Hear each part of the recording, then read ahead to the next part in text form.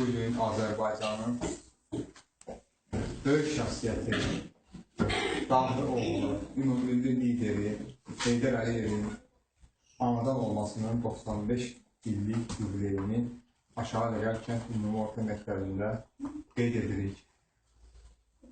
Bu, bizlər üçün böyük şərəfdir.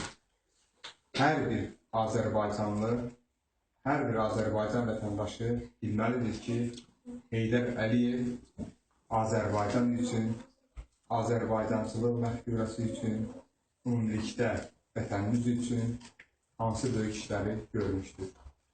O, 1923-cü ilin mayın 10-da Naxçıvan şəhərində Azərbaycanın dilbər güşəsi, canı, ürəyi, qanı olan bir diyarda dünyaya göz açmışdır. 39-cu ildə Naxçıvan Pedaqoji Texnikunu bitirdikdən sonra təhsilini Sənaye İnstitutunda davam etdirir. Burada o memarlıq ixtisasına gələnməli idi. Ancaq başlanan Böyük Vətən müharibəsi ona təhsilini başa vurmağa imkan verilir. Ancaq Heydər Əliyevin savadı, dünya görüşü, məsuliyyəti, istiqamlığı, vətənlə, xalqına sadiqliyi onun Naxçıvan Muxtar Sovet Sosialist Respublikasının Daxili İşlər Komissarlığının arxiv şöbəsində və bu şöbənin məxsus hissəsində işə başlamağa vadar edir. Heydər Əliyev burada da böyük səylə, məsuliyyətlə, həvəslə işini görür və bunun nəticəsində o,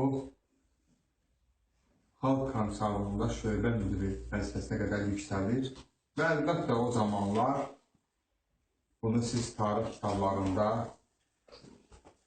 oxusanız, öyrənsəniz görərsiniz ki, Nazirlər Soveti hər bir yerə olduğu kimi dövlət təhlükəsizlik xidmətinə də nəzarət edirdi, özü də ciddi nəzarət. Ora adi bir insanı heç vaxt qəbul etməzdilər. Heydər Əliyev 4-cü ildən burada işləməyə başlayır. Burada da öz ağlı, zəkası, dünya görüşü ilə hamının diqqətini cəlb edir və Dövlət Təhlükəsizlik Komitəsinin sədr müavini, sədri vəzifələrinə qədər yüksəlir, general-mayor rütbəsini alır.